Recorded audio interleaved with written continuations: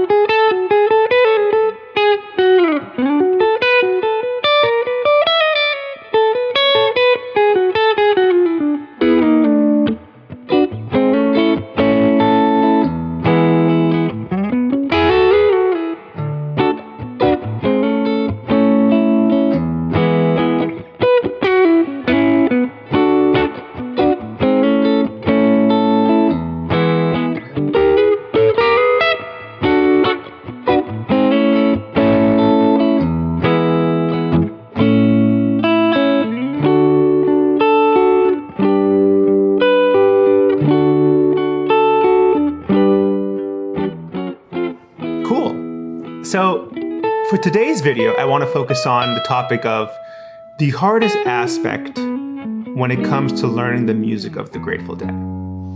This is a very common question that I get asked, specifically on Instagram during the Q&As that I do on Sunday on my Instagram story. What is the hardest Grateful Dead song and how do you approach it? The reality is, again, this is all my opinion. The songs themselves aren't super difficult. So before even diving into soloing or phrasing, learn the song. Pull up Are You Kind or Ultimate Guitar, learn the chords and jam with the recording. The tough part now is having the freedom that, we see Garcia have, John Mayer have, Jeff Matheson,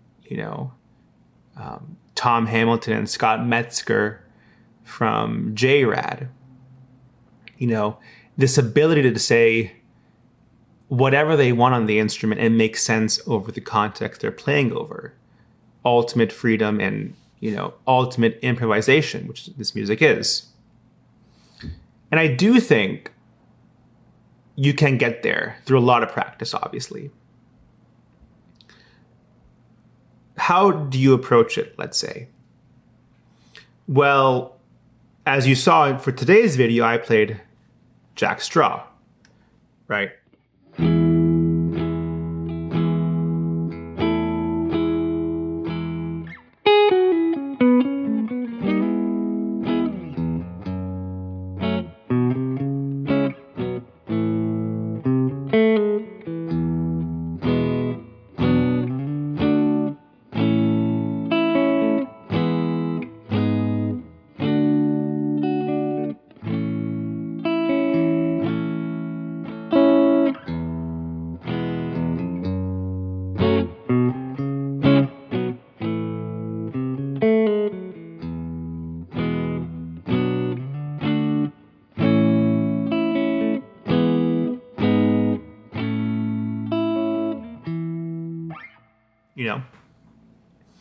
Not super difficult chords, and the chords over the solo section aren't difficult either.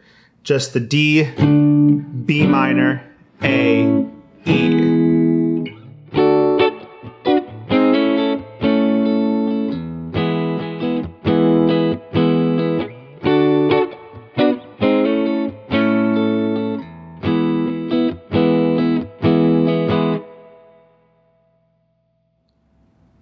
how do you approach the soloing, right?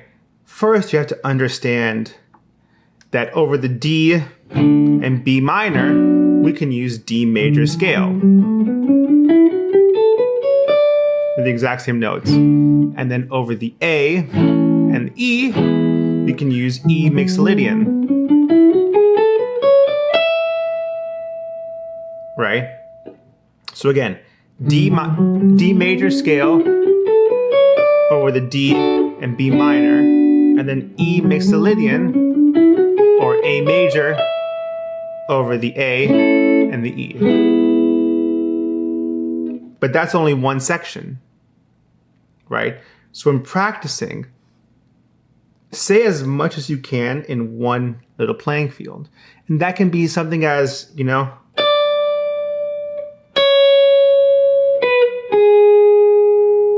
just that.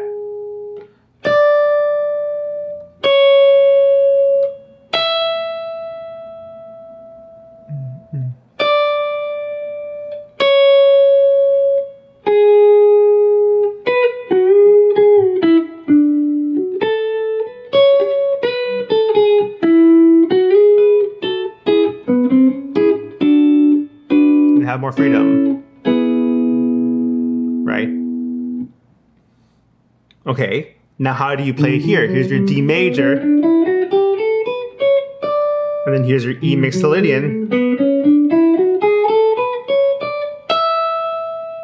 Now practice soloing around here, or there, or let's say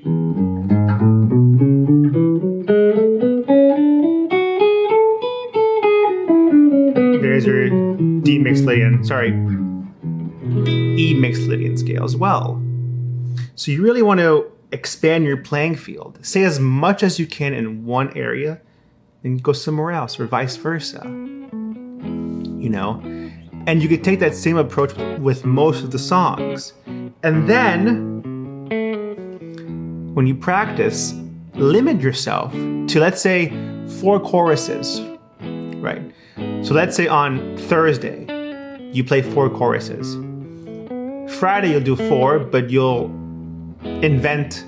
think of a different way to do the phrasing, right? Saturday, the same thing.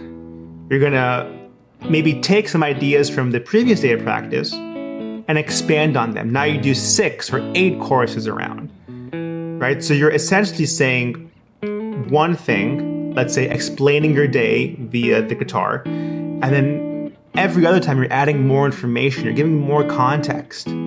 So at the end, you explained your day in a solo and it all made perfect sense. That's how you can approach the soloing. Start small and then slowly expand. It's always easier to add notes than it is to take away notes, right? So with that being said, take this information to your favorite Grateful Dead song, Direwolf, Help on the Way, Sugary, Scarlet Fire. You know, learn the song, understand how the song works, the scales, the phrasing.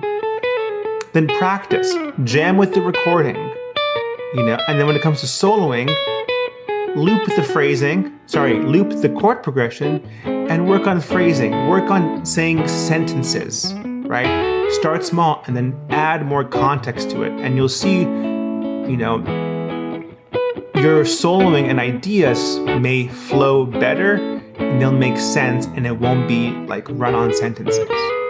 So, what is the hardest aspect of learning the music of the Grateful Dead? I guess understanding the music and improvising. Well, alright guys, that is today's video, addressing the hardest part of learning the music of the Grateful Dead. If you enjoyed today's video, please leave a like, comment, and subscribe, and I'll see you in the next one.